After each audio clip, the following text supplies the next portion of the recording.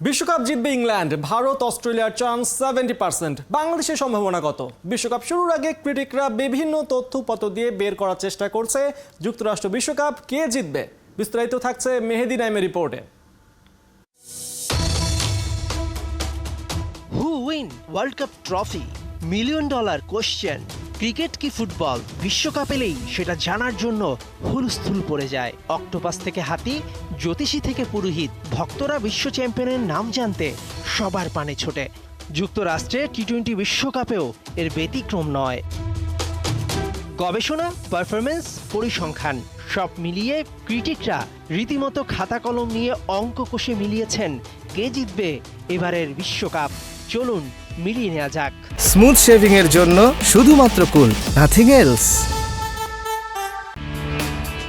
এবারে বিশ্বকাপে সবাই ধরে নিয়েছে ভারত না হয় জিতবে অস্ট্রেলিয়া।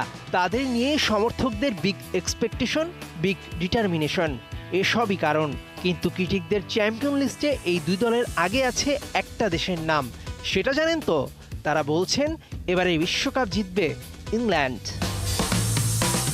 বর্তমান বিশ্ব চ্যাম্পিয়নদের বিশ্বকাপ জয়ের সম্ভাবনা 80%।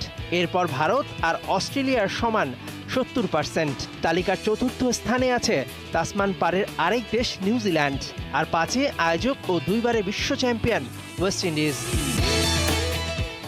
কিলার মিলার, হেনরি ক্লাসেনদের মতো দুর্ধর্ষ ক্রিকেটারদের নিয়ে গড়া সাউথ আফ্রিকা এবারও ফেভারিট। কিন্তু ওই যে বড় মঞ্চে চোকার তকমা কাটাতে না পারার দায়ে এবারও পটিয়ারা আছে তালিকার 6-এ।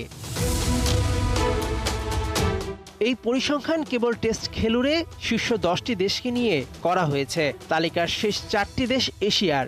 পাকিস্তান, আফগানিস্তান, শ্রীলঙ্কা যথাক্রমে আছে 7, 8, 9 নম্বরে। যুক্তরাষ্ট্রের সঙ্গে সিরিজ হারা বাংলাদেশ তালিকার সবার শেষে। টাইগারদের সম্ভাবনা মাত্র 5%। থাকবেই বা না কেন?